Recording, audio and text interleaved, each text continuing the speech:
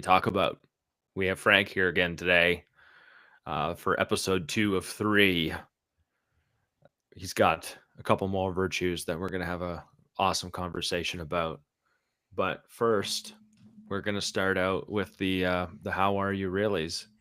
And because Robbie just got here, I'm going to ask him first, and then you can lob that ball to whoever you want, Robbie. So, how are you really, man? How are you? Uh, I'm a little frazzled, but I'm here. Tell me more about your frazzledness. Had to rush home. Didn't Mm-hmm. realize what was going on, so here we are, and got to switch into podcast mode. But just another day. Just another. You've podcasted enough. You're basically living podcast mode, don't you? Yeah, exactly. Turn it on and off, no problem. But I'm doing well. Yeah, got a trip to Utah tomorrow. I'll be gone for a few days, and had to get ready for all that. Later tonight, I got to finish getting ready. So it's a work trip. So pretty excited about that. Nice. And I'm gonna lob this back to Steve.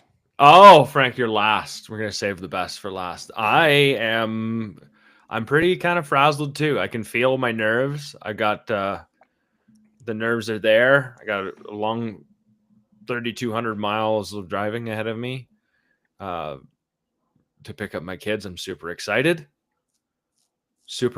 to see them, and I think that's probably part of that anxiety that I'm feeling is it's getting really close, and tomorrow after work I start hitting the road, and so I just, that feeling of getting a little bit closer to the thing that you're really looking forward to. So I think that's that anxiety that I feel. I could feel it. It's right here in my chest. And so I'm definitely feeling that. Probably also because there's a couple things, loose ends I need to tie up, pack my bags and stuff like that before I leave tonight. Not leave. I'm not leaving tonight. Before I go to work tomorrow. And then cuz I plan on leaving right after. I'm not going to waste any time. So, yeah, so that's how I am. I got a little bit of anxiety going on. Uh little antsiness, itchiness, whatever you want to call it. So that's where I'm at. Frank, now All it's now right. it's your turn. How are you? Really? How am I really?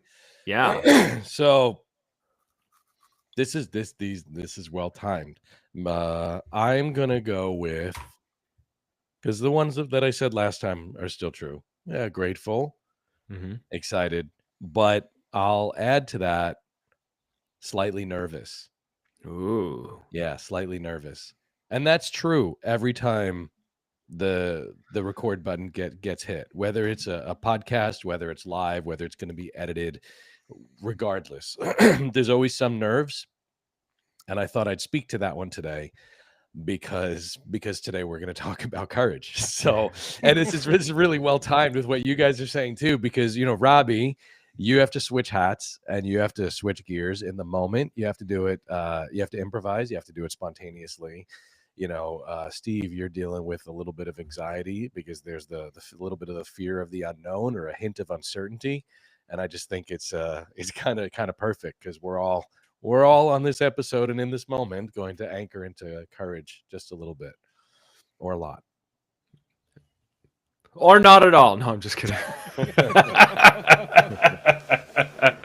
What would that look like? What would that look like? What would that look like? What, like We did it. no courage at all? Yeah. Well, I wouldn't be here. Oh, right. Avoidance. That's That's right. yeah. That's exactly what that would look. Avoidance. Or just dead silence.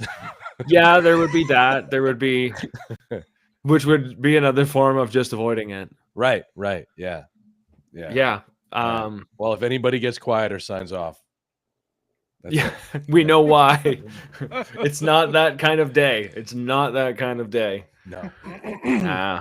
No, I think one way or another you kind of just figure it out. I'm definitely the dumbest one in the room by a long shot. And so my mind has just been on all day, just muddling through and figuring stuff out, and so I can feel I'm not physically tired at all, but I can feel the mental tiredness of just like the sponge filling up and then just being tired and not wanting to get up in the morning because I'm just my head's feels a little full. And so it's just going to take some getting used to. But other than that, okay. I think we should dive in. Just dive right into the next two virtues. Frank is going to talk about courage and vitality after our first episode where we talked about the brotherhood and discipline. Yeah. And so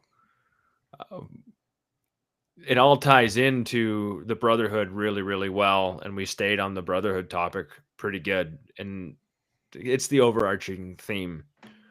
And anyways, Frank, I'm going to hand it over to you. And go for it. All right. Let's do it. So, just a reminder, 6 key masculine virtues is what we're diving into in this 3-part series that I'm very fortunate to have been invited to do with these guys who I met a week ago. Just over a week ago. Over a week ago. Yeah. Yeah. So last what was it, Thursday? Did we record on Saturday? No, it's Thursday. It's Thursday, yeah. Yeah, it's Thursday. We I can't remember now if it was Thursday or Wednesday. Anyway, it doesn't matter. Last week we dove into brotherhood and discipline, the first 2 virtues of the Iron Brotherhood. Today we got courage and vitality. After that, we'll wrap things up with temperance and integrity. And I want to do the same thing that I did last time without going into a 10-minute monologue on my backstory. If anybody wants to know who I am and why I'm here, you can go listen to episode 1, and I have a nice long monologue on my story of how and why I created the Iron Brotherhood. Today, so yeah, go ahead. I'm going to cut you off here 1 minute. So if you go on another Frank monologue, if you see me starting to pick my nose, that's your cue, right? Like Perfect. If I'm just mining for nose gold to feed the townspeople, I it. need you to like, what are you? And I like you're going to have cue. to stop. Yeah. It'll be the subtle cue. Very subtle. Yeah. Right? 2 fingers. Just One like he's not buying it. Got it. Okay. All right. So what I want to do is I want to talk to you guys about courage first. I want to introduce it, and then I want to give a couple prompts for us to just like chat like we did last time, and dive into some conversation, because this is a topic that I think everybody can relate to. But first, I want to say, why. I want to crystallize the why I chose courage as a virtue, as one of the top 6 key masculine virtues that I think men need to anchor into if they are on a journey of masculine mastery, if they want to step more into their masculine energy. So why courage? All right. Masculine energy leads, it guides, it says, follow me. It gives direction when needed. It provides clarity, but ultimately it leads and it guides, right? So that means that we must know how to assert ourselves. We have to know how to assert ourselves. We have to know how to give direction. We have to be willing to be seen. These are all things that take courage. And we also need to be able to face threats head on. We need to remain strong, even in the face of danger, even in the face of threats and fear. This is why I think it's important that any man on the journey of cultivating more masculinity or stepping into his masculine energy needs to anchor into the virtue of courage. It's a foundational virtue for this journey. And what I'll do for a moment, just to give a different perspective, is, and we talked about it for just a second, a couple minutes ago, is talk about what the opposite of courage is, or what a lack of courage could look like. So a lack of courage is, which you said a moment ago, Steve, is avoidance, right? It's running. It's when we're met with resistance or conflict or confrontation, rather than moving toward it, we run the other way. We move away from it. That's what a man who doesn't have courage will do. So even if he is disciplined, even if he has a circle of brothers to support him and to get inspired by, if he doesn't have courage, when he's faced with extreme discomfort, when he's faced with resistance, he's going to move the other way. He's not going to move toward it. What else does it look like? It looks like apologizing for wanting more, apologizing for having needs, apologizing for having a position, having an opinion on something. It's almost like apologizing for your presence and For being there. What's that now? Yeah, for being there. For being there. Yeah. And then it also comes across as passivity. That's another way a lack of courage can manifest, is passivity. You know, you're in an exchange, you have your needs, you don't speak about your needs. You only hear the needs of the other person. You have boundaries that you want to set, but you don't set them. You let other people walk all over you. You let other people disrespect you. You let other people you don't protect the perimeter of you. So you abandon yourself for others' comfort. Right. You don't say no. You don't set those boundaries. You don't protect the perimeter of you. If you are not able to protect the perimeter of you, how can you protect other people? So this is why courage is important. This is why it's incredibly important. And I want to throw a couple things out that we do in the Iron Brotherhood, and then we could kind of dive into some conversation on them. So one thing that I mentioned is assertiveness. We definitely talk about asserting ourselves in the Iron Brotherhood. I encourage the guys, and we encourage each other to set boundaries, to say no when we need to, and to ask for what we want, to recognize that our needs matter, and to ask for what we want, and to speak to standards and expectations, and to be able to have those uncomfortable conversations. And then something else that we do, some pretty deep work. It takes a lot of balls, but it's also incredibly powerful. It's probably one of the most powerful things that we do on the journey, is in order to be courageous and face external fears, we need to be able to face the scary shit that's within ourselves. Mm-hmm. We got to start there. We got to face the things inside us. We need to be willing to peer into the abyss of ourselves, into our psyche. And that means being willing to face fears that are deep beneath the surface, somewhere in the unconscious, deep-rooted fears. Do we have a fear of rejection?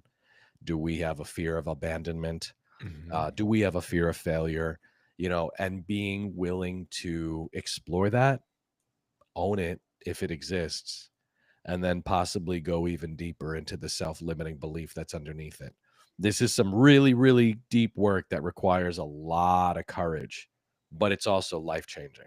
It's life-changing. And if we could face these things in ourself, the external stuff starts to feel less scary, a lot less scary. And I think that courage is built like a muscle, that the more courageous acts we take, the more courageous we become, and the more we're able to call upon courage. And it starts with ourselves.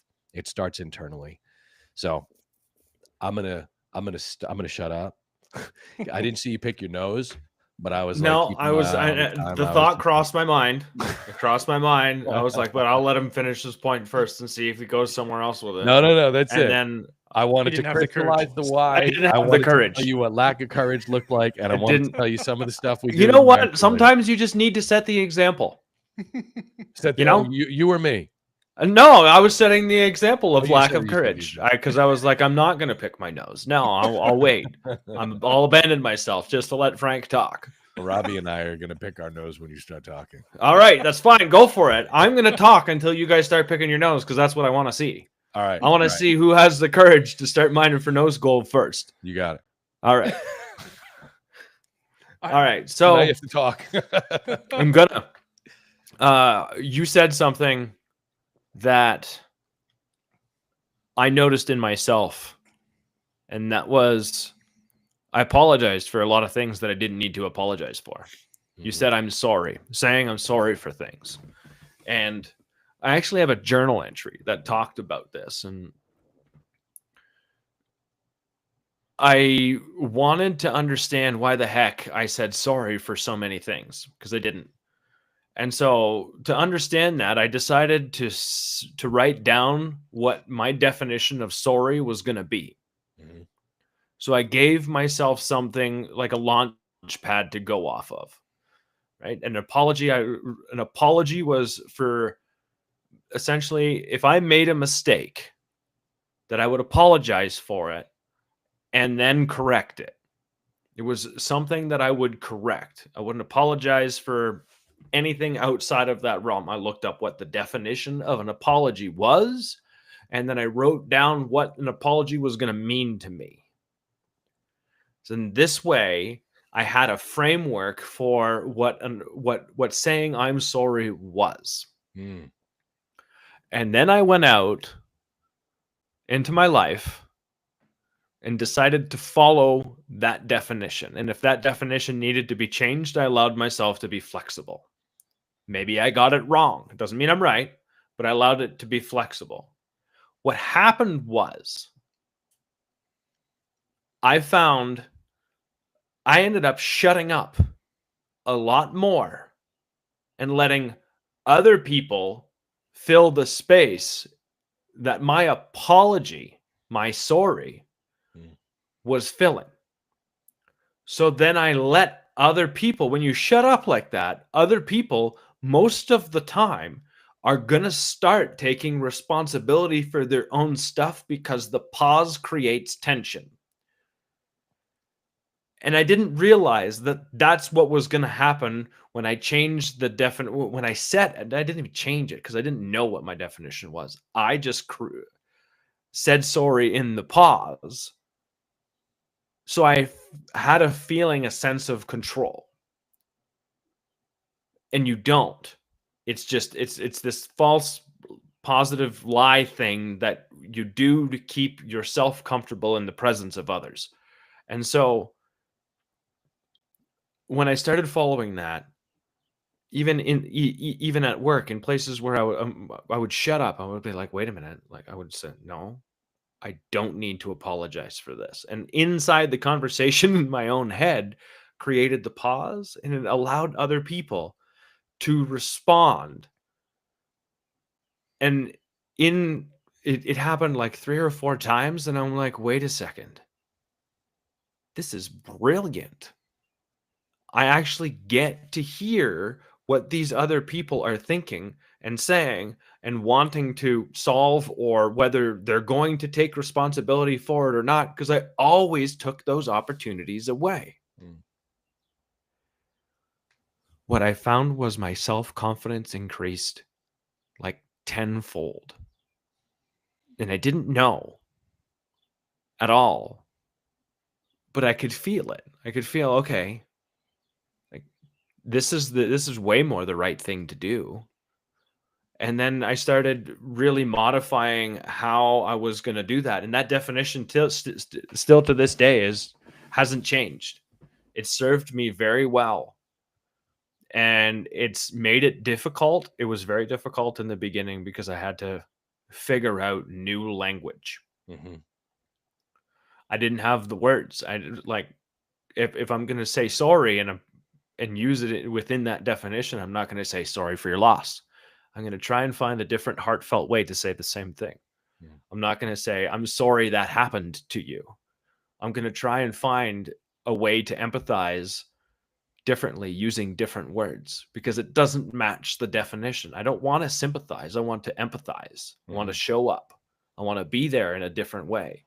And so it made me really examine what my language was going to be. And I didn't have the language for it, but it made me think. Man, did it ever make me think. And so I wanted to bring that up about saying I'm sorry, because that one thing made a giant change in how I saw myself. I've got a couple different thoughts with my own experience. So saying I'm sorry was the people pleasing part in me. Mm-hmm. due to the abandonment of my father. So if I could say I was sorry for everything, I would keep that carrying there for myself, thinking, well, I will just say I'm sorry and make sure that they still feel something for me because I'm sorry. I would do whatever they needed to have done or to make them not uncomfortable, the whole people pleasing thing. And and then there's another, factor that comes into this with uh, you know, the toxic masculinity part of being beaten down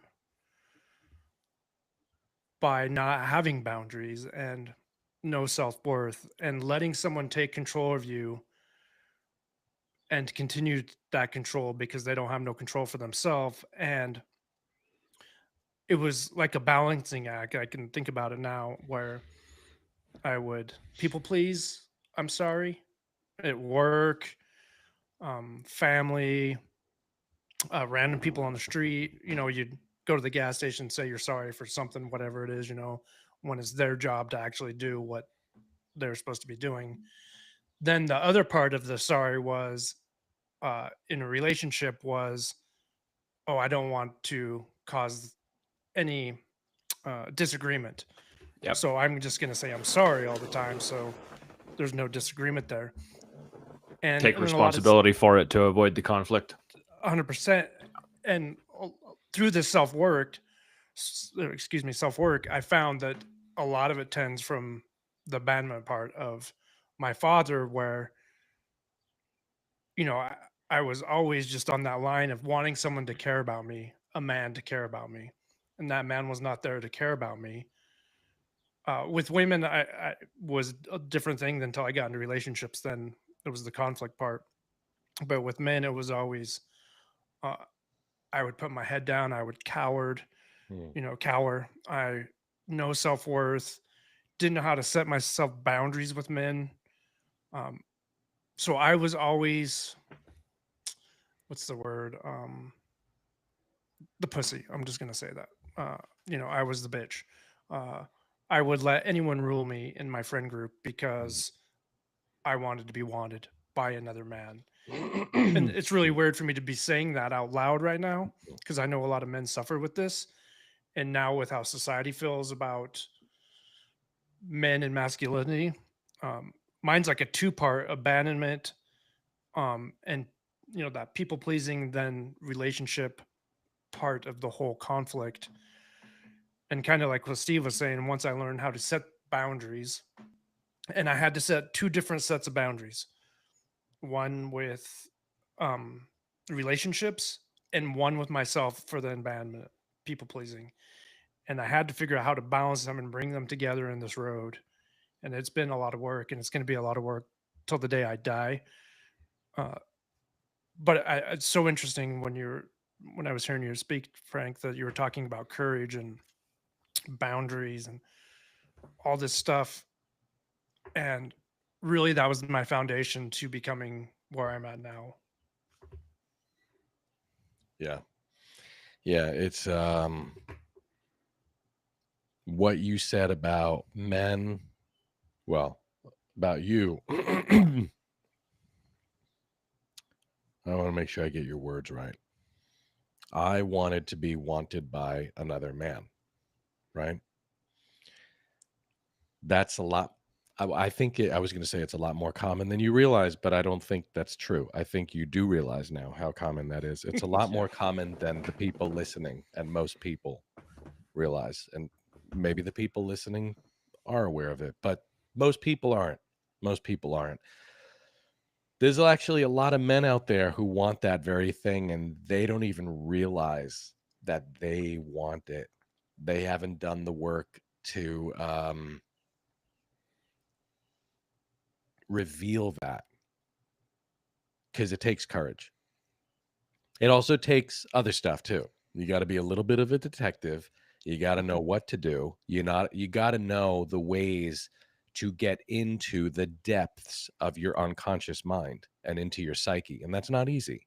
There's different levels of depth in the psyche, in the unconsciousness. And there's stuff that is so deep in there, we just can't access it. And then there's stuff that's right on the border of, lower consciousness and then entering into the unconscious. And usually that's deep-rooted fears. Deep-rooted fears. A lot of people are just like, yeah, I probably have a fear of failure. I mean, I don't feel it in this moment. It's not in my consciousness right now, but I know that it's operating somewhere in my subconscious. Like I feel like I could kind of access that. But if you want to go deeper and you want to start accessing, the self-limiting belief that is causing that fear and access that, you have to go even deeper into the unconscious. So deep that it's at the lowest level of the unconscious mind, according to Carl Jung and a few other psychologists. It's in the lowest level of the unconscious mind before you get into the territory of like, this is the part that is primal and we just can't access it. It's the deepest level. So it takes a lot of work to get there. It's not always going to emotionally resonate the way something that's at the tip of our unconscious might. Because it's like, I could kind of feel that. I could feel my way into that. Stuff that's that deep, it's hard to feel our way into it. We have to play detective instead, and we have to look at patterns. So There's something like there, you just said it, patterns. Yeah. What are you avoiding? Right. Because that's the first place to look. That's Yeah. the first place to start digging. Like, What what are are you you not resisting? doing that Right. you're supposed to be doing, or I hate using this. You should be doing. There's something Yeah. Everyone has it. Everyone's got that little itch, that little voice that says, "Man, fuck, I know I should be doing this," but and you just decide not to. Yeah. It's there. It's nagging. Right. What are you afraid of? But without courage, we won't even get past step one. No, you That's just step one of avoid the accessing our discomfort. self-limiting beliefs is being willing to face the discomfort of that resistance and peer into it and lean into it and go deeper. Step two is being able to identify the fear. And then finally, step three, if we can get there, is getting down into the self-limiting belief that is causing that fear. Something usually rooted in some childhood experience that broke our spirit or traumatized us or was devastating or broke our heart or made us question our worth. But it's hard to get there, and it starts with courage. It starts with courage. You got to have the courage to go to the uncomfortable places. And, well, Robbie, I mean, you got to see what's on the other side of that. It's a fucking breakthrough. It's life-changing. It's a paradigm shift. It ripples into every area and every aspect of your life. It's not just like, oh, it's going to make me communicate a little differently. It's going to make me show up differently in my romantic relationships. Nope. It's going to change everything. So I'm going to talk about a fear Yeah, go for it. that I didn't know existed, but I operated with that fear being probably part of the main operating system as to what I did and what I didn't do. And that was the fear of change. Like, if I went and did the thing, whatever that was, and for me, I'll talk about reading, because I wasn't a reader. I am now.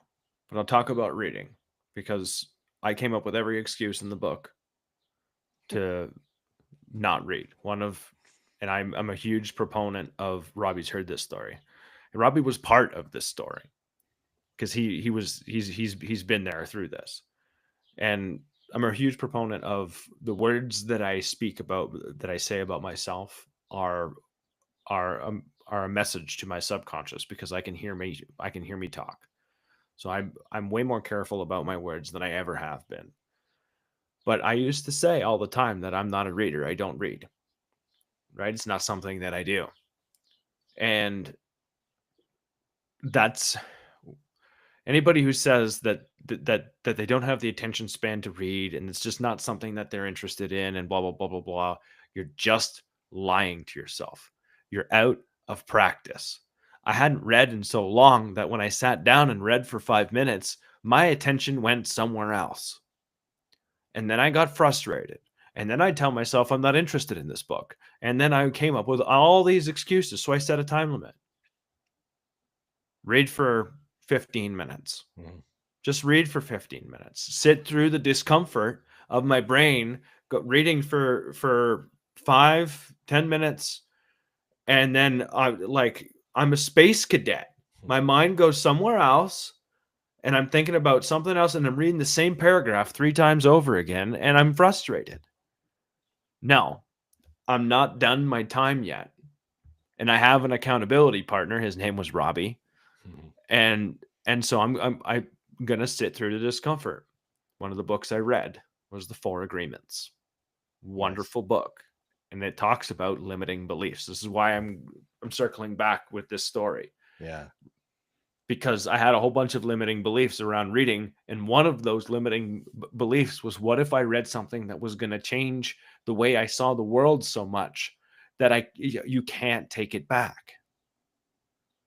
And then what happens if I get educated enough that I'm now smarter than what I was, and then these people aren't going to like me anymore?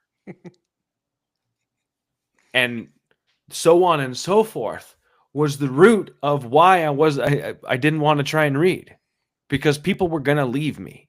My fear of abandonment. Yeah. Keep going down the rabbit hole. Yeah. What is my limiting belief around that? Well, I created so many to keep me away from it. That We have limiting beliefs that are in the consciousness, but which are rooted in a fear that's in the higher part of the unconscious mind, which is rooted in the self-limiting belief. That's the catalyst for all of it. Right. But you created, I love how you're reverse engineering it. I'll let you do it. You created the self-limiting belief around reading because ... Yeah.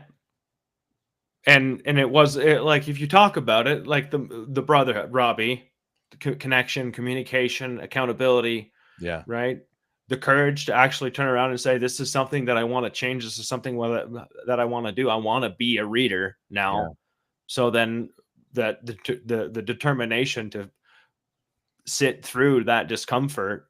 And as I sat through the discomfort, I started realizing that it had nothing to do with reading, but the action of reading opened up more because I sat through my own discomfort. And that's what it comes down to is how much discomfort are you willing to put yourself through? Because that's what you're going to settle for. Yeah. Boom. Well, one thing, Frank, you brought up was, step one. And listening to Steve now, you figured that out. A lot of men don't even know how to figure that out, or don't even know that's a problem. I got frustrated with feeling stupid because that And- was the word in my head. If I'm not a reader, I'm stupid. And if I kept myself stupid, then I kept myself comfortable. Mm-hmm. And I'm sure now when you hear your words coming out of your mouth, how silly it is. Mm-hmm. And I know other men out there listening are now going, fuck. Steve just opened the door and Frank opened the door to a whole bunch of stuff. So Frank, how would you... Steve and I can go pretty deep. So can you. I know you can, Frank. We've all done the self-work. We're still going to do the self-work. Continuous journey. But I always like to go back to where if someone opens the door and they start to step through, what do they do next? Because it's really scary. And I know we've been there and we're going to keep going there. Now I look into that and push into that. And that fear is something that I build off of, motivates. But I know in the beginning, that door was scary. What can you give for advice for when you open that door and you start to lean in? So I'm going to speak about this in the context of what I do and why I think the men I do it with are able to face that fear that you're referring to, Robbie. So in month 3 of the Iron Brotherhood, when we dive into courage, we talk about the sub virtues of courage. We do talk about assertiveness. We do talk about ownership and giving up victim thinking and owning our lives. We talk about all of that, but when we get into the self-limiting belief stuff, you know, at this point in the journey, the guys have already forged a brotherhood in month 1.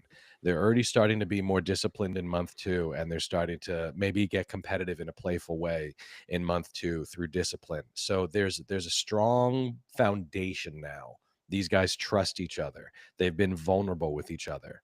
This is taking vulnerability to the next level, and one brave man will go first.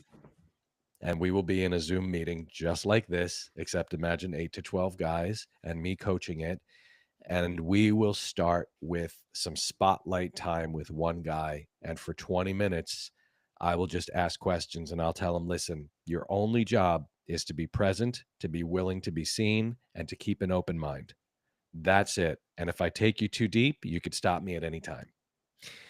And he has his brothers around him, which in some ways that could be scary too, but in other ways I always tell the guys, I say, listen, those of you who are not in the spotlight when I'm working like this, you still have an active important role on this call, and that's your presence, because the guy who is being spoken to right now, he feels your presence, he feels your support. So don't look at your phone, don't look away just because it's not your turn. Give him all your energy and focus. Show up for him through your presence. And I think that when a man feels like he's backed by a powerful brotherhood like that, and he knows everybody else is going to go and do the same thing, that gives him that courage to take the next step. And it's hard for the first guy. It is. It's a little scary. But and I'm not saying it's not scary for the other men who go. However, after they've seen one person go and just courageously lower themselves with this imaginary rope into the abyss of their psyche, into the scary places, and then be able to pull themselves back out, but they were willing to do that in front of all of us. The other guys, it's really, really cool. It's really special to see what happens, because in the upcoming the guys who go in the meetings to come that month, um, it's almost like they bring this determination of like, it's not like it's competitive. It's almost like they want to honor the other brothers and be like, I feel like I owe you this in the best way possible. It's a positive feeling, but it's a sense of duty of, I'm not going to let my brothers down. I'm going to go for it. They did it. Now I'm going to do it. And I'm going to do it courageously. I don't care how scary it is. I'm going to go for it. I've seen it happen time and time again. So I'm not saying that's the only solution to how do you overcome that fear, but it's definitely one. Is brotherhood, is having a group of men who are all there to do that very thing right alongside you and to support you through it. That's definitely a great way. That's a great way to overcome it. Yeah. Yeah, I mean, I know for me, in the beginning of being in meetings with other people, it was very awkward. It was very scary. But now it's like, bring it. Let's talk about this shit. Let's Right. go deep. Let's go real deep. And I know that can overwhelm other people too when, I'll just go super deep and, I'll just bring shit up. I don't care. I'm vulnerable. I don't have a filter. You want to talk about some shit? Let's talk about it. Um, and that's why I love this podcast too. It's therapy. Just talk it out. Giving space to each other, and when it comes out of my mouth, it means something. I've learned when I write something down, I can fake it, so I'm not very good at journaling. Mm. But when it comes out of my mouth and I can hear it, I have to own it. So that's what helps me. Just speaking, and I know Steve knows this because we've had very length talks, and yeah, just the brotherhood, just having someone else there to support you is very crucial. And I agree with you that it's probably why I'm here, with just the support I've got from other people that Mhm. I really don't know online. Strangers saved my life, man. Yeah, Mm. it's amazing. And then when you can give back, uh, I I know for me, and I would like to hear your thoughts on this too, Frank. When you do a lot of work, stuff changes, and you see stuff a lot clearer, and you're like, and I don't mean this in a bad way, but you're on the other side a lot of the times now when new people are coming in and you see it. And I know for me, a lot of times I'm like, just keep your mouth shut, and it hurts because I'm that people pleaser, and I just want to stick my arm out and say, "Hey, follow me. This is the way." But we know that's not the right way. We can give them help, and but leading someone with the way you've done it isn't the way they always need it. Um, so the when you're standing on the other side and you see someone calling for help, and this is another part too. They're calling for help, but they don't know what kind of help they need, especially in the courage part, because that's a weird one. How do you?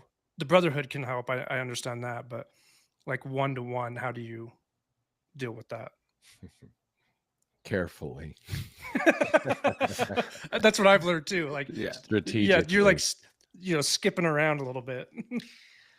So it's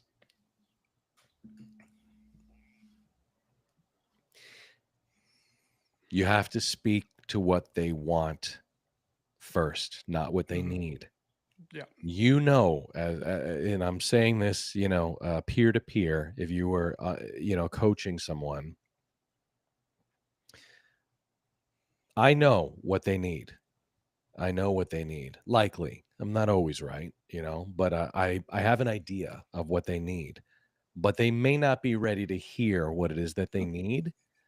So then I have to entice them with what they want. As long as what they want isn't directly in conflict with what they need, and it usually isn't. Sometimes it is, but it usually isn't. When it isn't, I could use that to entice them. Is I can entice them with what they want, and little by little, I have to build trust and rapport with my guys. And that could be done one-on-one. It could also be done in the brotherhood. It's one of the reasons why I talk about playfulness and levity, is because I do think that bonds are forged through that and trust is formed through that. And it's a safer way. It feels a little easier. And once they begin to trust me more and more, I see how far I can take them. But I've made the mistake before. I've made the mistake because I get incredibly excited and passionate when I see someone and I see a block or a barrier, something that's standing in their way, and I know what vehicle I can give them to help them get to the other side. Sometimes I let my excitement and my passion get the best of me, or I just make the wrong call. And I don't use I use my best judgment in that moment, but I just don't always get it right. And then I realized, like, oh, they weren't ready for that. They weren't ready. And now I've actually created more resistance. So now I have to earn my trust back. Yeah, that happens. That happens sometimes. It's Mhm. par for the course. And I have to accept that. But yeah, carefully and strategically. Yeah, it takes a really, really deep understanding of humanity and people and the way that we operate, and helping and knowing who's who. Everybody's different, knowing who you have to really ease your way in to help disarm them and get their guard down and earn their trust. And then once you do, you could say anything to them. And the ones that are just like, hey, listen, man, I've done some of this work before. All right, shoot straight with me. Just fucking shoot straight with me. I don't beat around the bush. Just give it to me raw. I got those guys too. And those are fun. I love working with those guys because I'm just like, all right, let's talk. This is going to be hard to hear, but I know you can handle this. Let's dive in. And they trust me so much that I could Mhm. say anything to them, no matter how hard it is to hear. They know it's coming from a place of love. So they take it in objectively. And when you get there with somebody, oh man, you could do magic. It's amazing what you guys can do together. Amazing. It's taken me forever to even take a criticism like that. Yeah. To not take criticism like that personally. I think people know coming into working with me that that's what this kind of journey, that's what this journey is like. Yeah, I mean, I'm that kind of coach. Yeah. yeah, I'm I fun, believe it. sure. I'm playful, I'm goofy, but I'm tough. Because I'm going to never going to pin myself against you, but I'm going to pin you against versions of yourself, and in a way that feels very confronting. And that could create a lot of tension. It could be very scary and very uncomfortable, but Okay. that's why you hired me. Yeah. Yeah. You want to be a better man, Yeah. better version of you. You come to me and you say, Frank, I want to be confident. I'm in my 40s and I've spent the last several decades not feeling confident. Oh, okay. That's it. That's all you want. It's a big deal. That's not something that most people achieve, that kind of transformation. You come to me and you say, Frank, I want to lose 10 pounds. Okay, cool. I'll send you to another coach who's a lot less expensive who will help you lose 10 pounds. But you want a paradigm shift. You want to change your entire fucking mindset, and you want it to ripple into every area of your life where you feel like a new person. Guess what? That's going to take a lot of discomfort, and you need to be willing to squirm. But yes, let's go on that journey. Let's do it. Yeah. Vitality.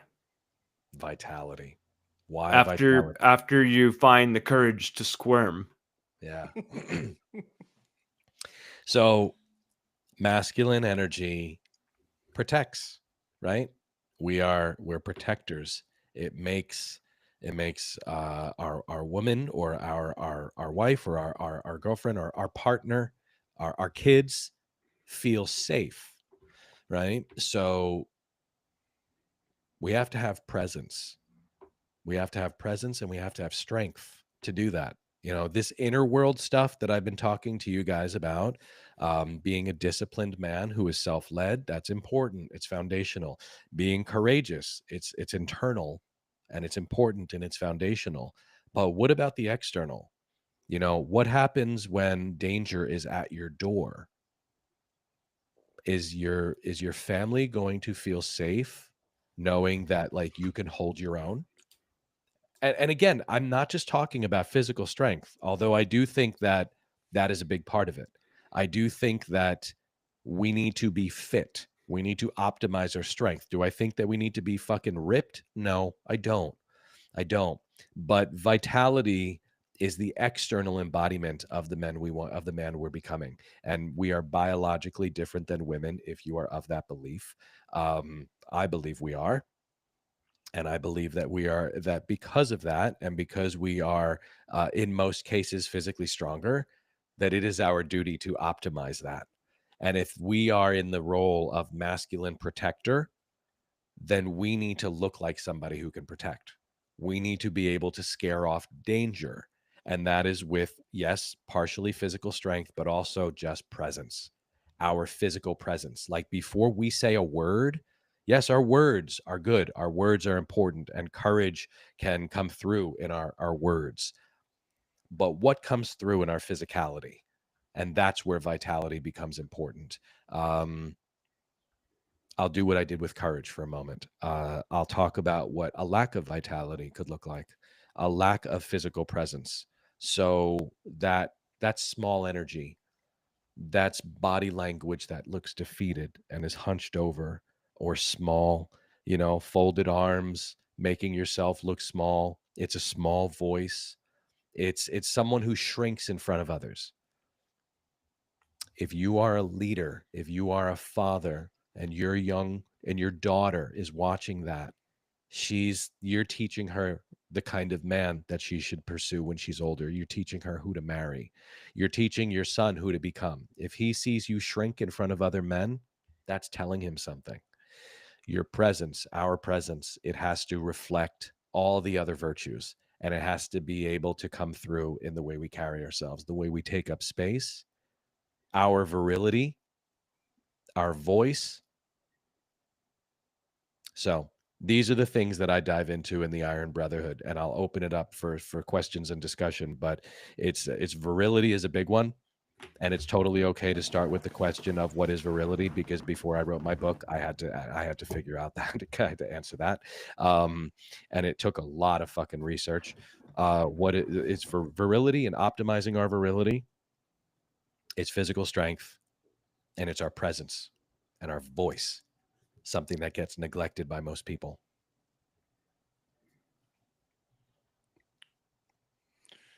I'm taking a different approach with this one, so you don't have to pick your nose. I'm opening it up to questions. Yeah, no, I was gonna say presence, and I've been around some men that are, puff their chests out, and not in a bad way. No, it's in a very good way. It's in a very masculine way. And listening to you talk reminded me of those people. And if I needed someone, they were the people I wanted on my team. Presence is a big thing. And another thing you mentioned was if you shrink in front of your kids or your spouse or your family, that one kind of hits home, because it's showing something to them that you might not think in your head, but they are taking that in. And I've been around a lot of loose cannons growing up, and those aren't the people I want either. But there's something about a man with presence that doesn't have to say a word. It's just they're standing tall, and you look at him and look him in the eyes, and you're like, oh shit, this guy means business. And that's someone I want my daughter to look at me and go, oh, dad's giving me that look. Oh, dad's standing there and he's giving this other person that look. I better keep my mouth shut. I think that's really important, and I've kind of lost track of that because it was not something going through this journey. And I'm glad you have this in your step 4 part, because now I'm going to go take this and go, shit, I need to get back to my virtue, and that and like use my voice, use my presence, stand proud. I've done a lot of work. I should show it and not cower, like I was talking about earlier, to succumb to what society wants me to be or other things that might go in my mind, as Steve was talking about. That energy and that presence matters. It really does. Yeah. And I pulled from a lot of things when I started diving into what vitality was going to look like. And one of the things that I pulled from was my background in acting. And yeah, I'm mostly Meisner trained, for those listening who follow acting. And what that means, well, it means a lot of things, but one of the biggest things that it means is that we typically work from the inside out, meaning we connect to the circumstance emotionally first, and then we let that emanate outward into truth, into how we behave. It starts from the inside. And one of the things that we were taught later on in the journey, I think it wasn't until we got into year 2 of this conservatory, is the external part of it, which is like, okay, but what if your character has an accent? What if your character walks a certain way? What's their physicality? How do they speak? Did they have a speech impediment? Did they have a limp? Like how can you embody this character? And what I found fascinating was that when I started working on things externally, it actually made me feel different internally. So they're mutually reciprocal.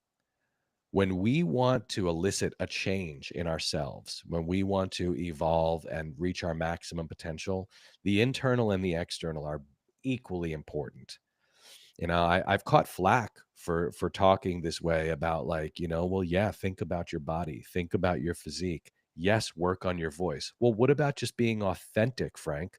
Why can't I just be authentic? You could be authentically working on yourself. That's what you can do, is that you can be authentic in saying, I want to be my best self. And the same way that you could work on losing body fat or putting on some muscle, our voice is an instrument. It's an instrument, and you could work on it, and you could learn how to use all of it. You could learn how to enunciate. You could learn how to slow down. You could learn how to use your upper and Mhm. lower register and find some musicality in the way that you speak. It's not being inauthentic to do that. It's Mhm. absolutely grounded in authenticity. If the journey is about, I want to use all of my voice, it's actually more authentic than using only part of your voice because you never explored it. So all of these things are things that we scratch the surface on in the Iron Brotherhood, as we dive a little bit into each of these areas. We even talk about style. How does that affect the way you feel, and how does it affect the way other people receive you? How about just when we feel how we feel when we're wearing a suit? You don't have the same level of mobility. It almost makes your posture more upright. Mhm. Every man feels different when he puts on a suit, and you might not have to do it often, but you feel different when you put it on. When you have different facial hair, all of it matters.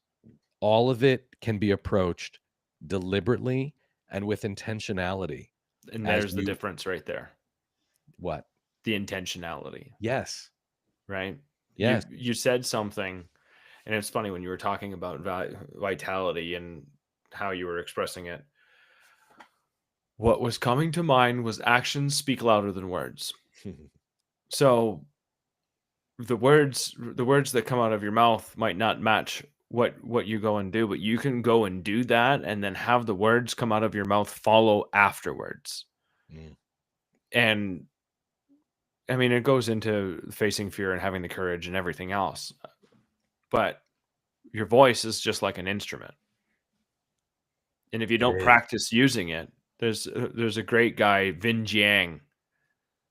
You can find him on Instagram or TikTok or whatever, and he is all about voice and voice training and voice using your inflection and timing and all of that stuff.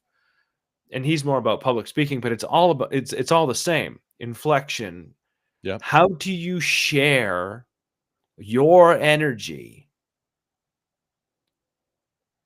with pause and with tempo, and Mhm. when you mean it, it's going to have a different tone than when you're just playing around. Or when you're just an autopilot. You can say the same thing Yeah. 5 different ways, and they're going to have a different meaning to the same person depending on how it comes out of your mouth. Yes. And that is just training yourself on how would I like to express this? How do I want this message to come across? Maybe it has to be tense, maybe it has to be terse, maybe it has to be direct. Right. I want to be heard Right. in this moment. What do I say? How do I use my language to do that? Because it's not just tone. It's a matter of how do I, but if you don't practice it, you're gonna suck today like you did 10 years ago. I know that. I know that. I'm lucky enough, you say brotherhood, I'm lucky enough to have a group of people that when this shit comes out of my mouth I don't have the words for, I dump it anyways, and then I have an opportunity to like try and fix that, to try and reshape the language in which I use to try and express myself. Because that's it's about that vitality you're talking about, where there's the physical presence, there's there's just the energy that you have in your voice. People hear that, people feel that, people know when you're being kind and full of shit all at the same time. Yeah. God bless your heart, right? Like, Yeah. you know what I mean? The Yes, of southern way of course. telling Yeah. someone to fuck off, Yeah, you right. know? Yeah. But it's that energy, you can share that energy with people and get people wound up and get people on your side and get people to believe in you Yeah. just by having the right energy and tone in your voice, and then going out and doing the thing that you promised them that you would do. That's the integrity part. But yeah, You'll get that at the end. yeah. But yes, 100% vitality is largely energy and presence. And the Yeah. same way that we can work on our minds and our emotions, and through that we could learn about fears and self-limiting beliefs, when we increase our intentionality and we're willing to look a little bit deeper, we're willing to lean into discomfort, we're willing to objectively explore.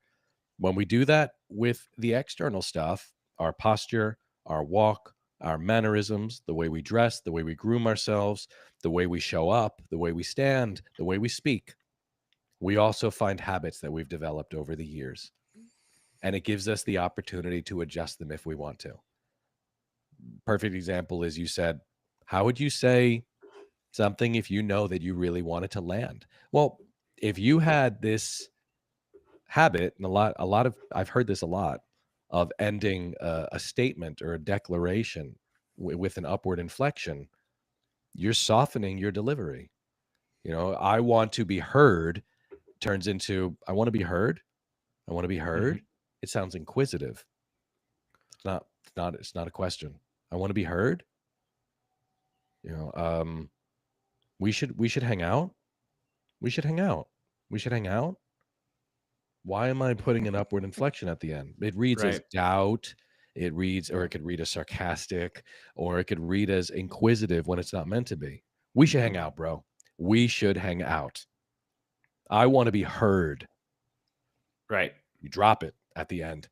But these are little things that most of us don't realize we're doing. We're dropping off the ends of our sentences like this, and we don't even realize we're mumbling. You know, it's like, whoa, what did you just say, bro? Slow down. Slow down. Enunciate. Be heard. Give your words. It's part of your energy. Yeah. It's a fun month. Steve. We're actually in it right now in the current Iron Brotherhood cohort. We are in the middle of Vitality Month, and we are doing all of this stuff. We are talking about voice. We're talking about style. These guys are sharing photos regularly. They're going shopping. They're getting shit tailored. And there's guys in the group who are leaders in this area. And that's great, because this is their opportunity to lead the guys who are like, yo, I don't even know where to begin. So if you could share a brand with me, like even just to buy t-shirts, all of that is happening this month. I don't know if anybody changed their facial hair this month, but in the last cohort, like half the fucking guys in the group, we all shaved our beards into mustaches. And that was fun, just to see how it made us feel. Just that it's morphology. It's morphing into a different style, and then seeing what that brings out of you when you see yourself differently in the mirror. You do not want and to I know see me with a mustache. Oh, mustaches are fun. No, dude, Robbie's seen me with a mustache. Is He'll bad? agree. Yeah, but that's your self-belief. It's your self-limiting belief. Oh, bro. it is. It is. When I have a mustache, I look like I'm driving a van without windows. That's what you think. That's That's not even what I think. That's what other people think too. That's what other people have told you. Hey, sometimes it works, sometimes it doesn't. Good news is that it grows back. It's all right.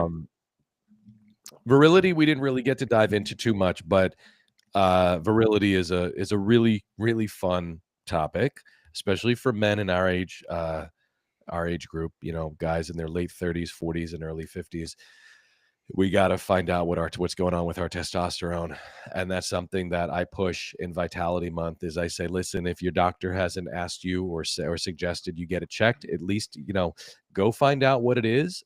And then once you know what it is, then you could look at your options if there's anything that you need to do.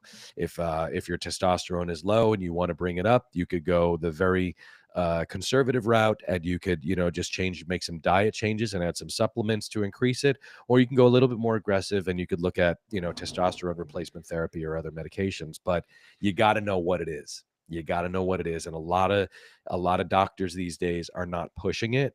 Like with women, there's menopause, and you reach a certain age, your doctor says to you, hey, we need to start preparing you for this. Hormone changes. I don't know why that's not happening with men.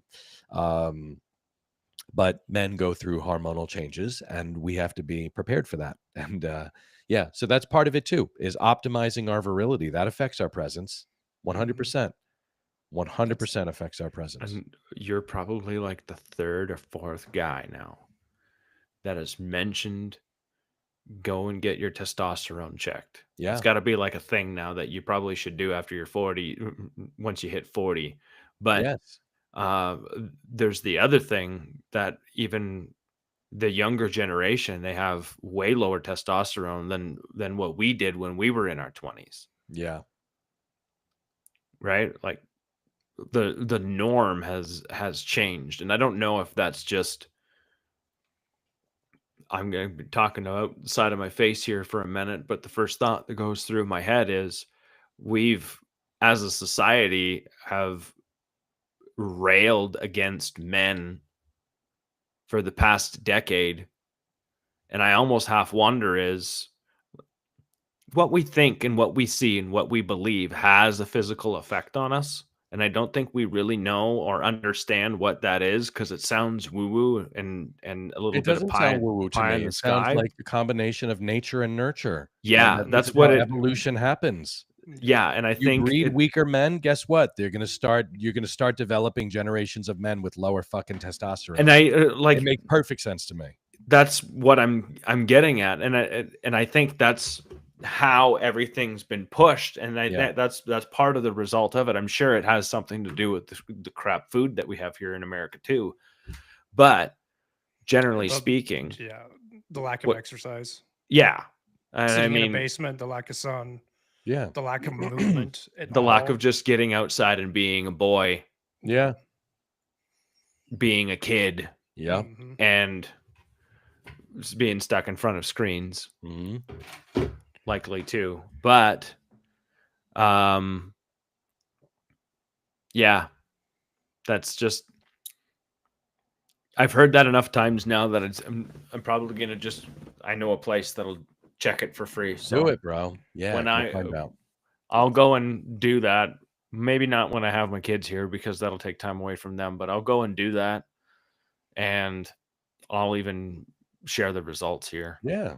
Yeah. It's funny you guys are talking about this because I've had my testosterone check before, and I'm on the low side. Mhm. I played around with some substances when I was younger, bodybuilding when I was young and dumb, and I know that it affected it. But now I'm feeling less than normal.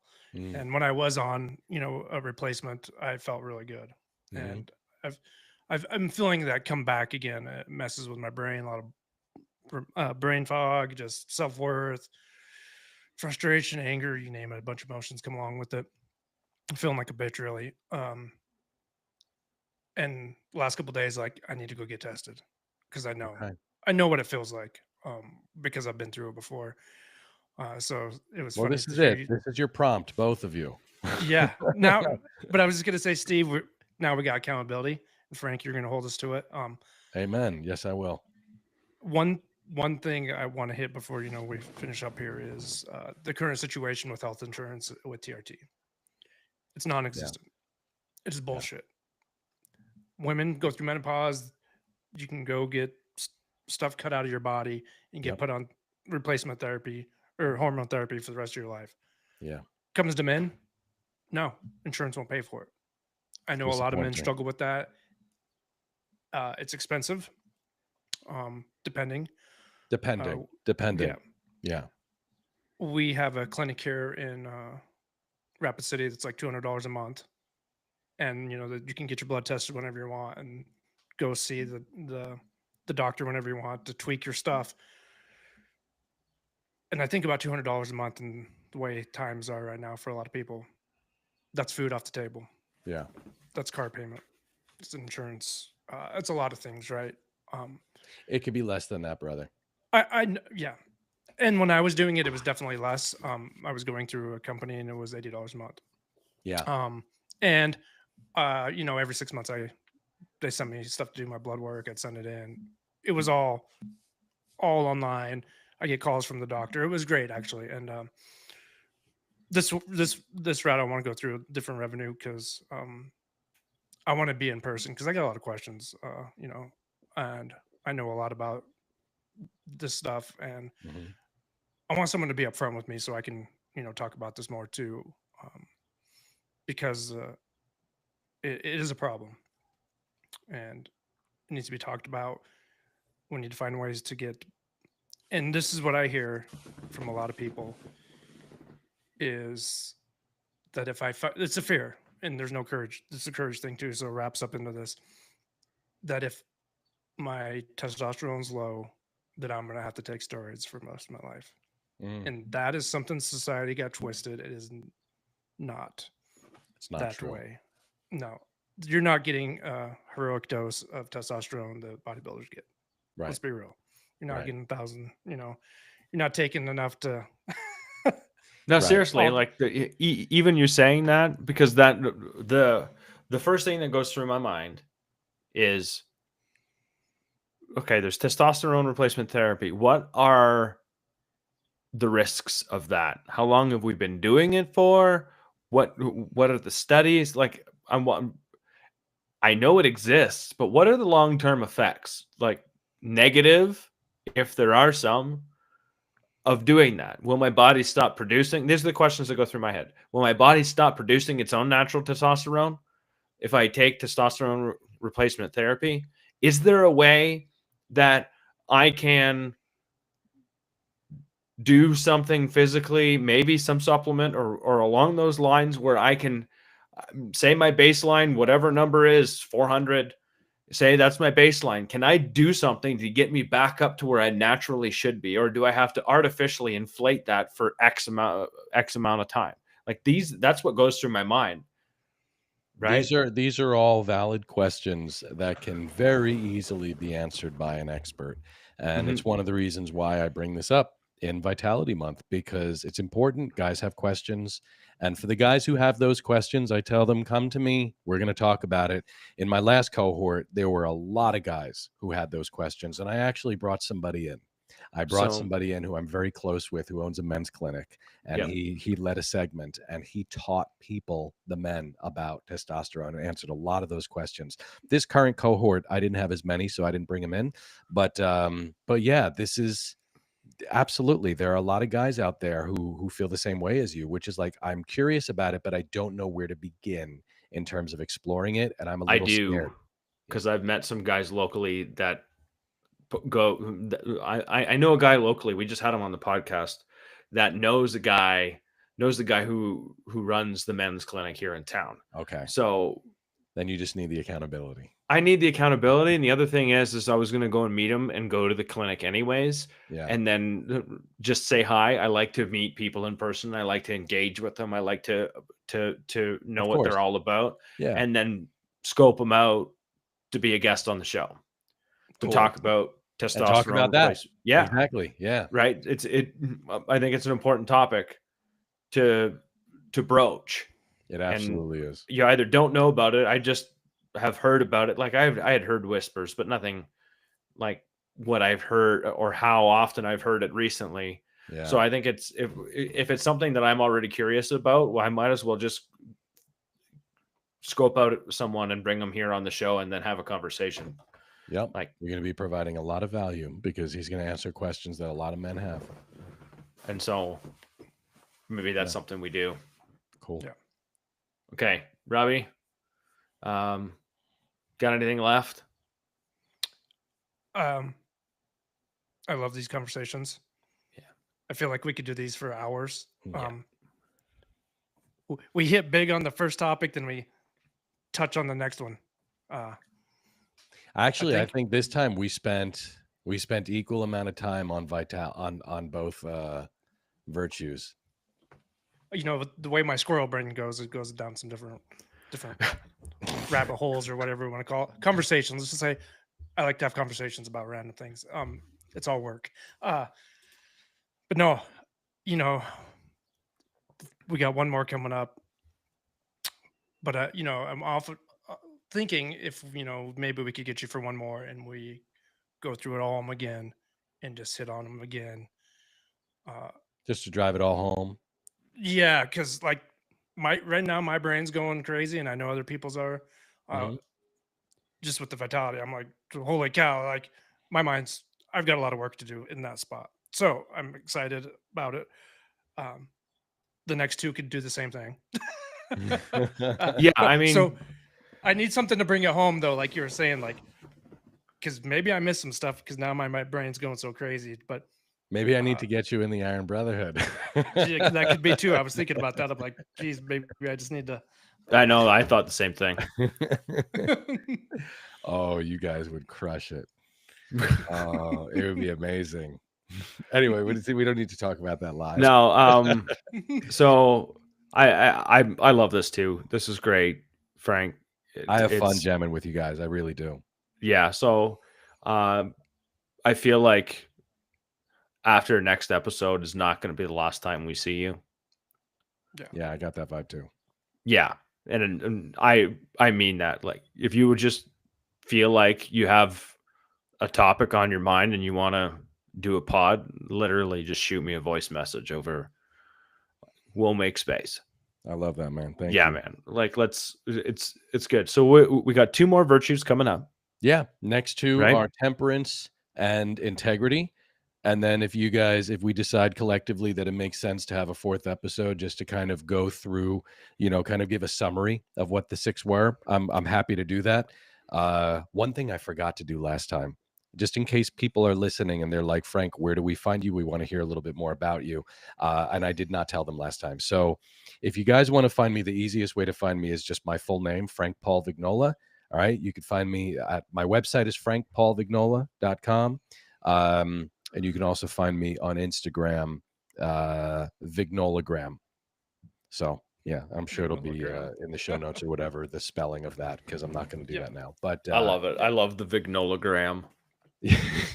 I just get this picture able of to some snatch dude that. Vignolagramming people, like knocking on the door and running away or something, like, or just pulling a prank, lighting a bag of dog shit on fire. Who knows, right? Like something. It's something. I don't know what I it love is, that. but Here's your Vignolagram for the day.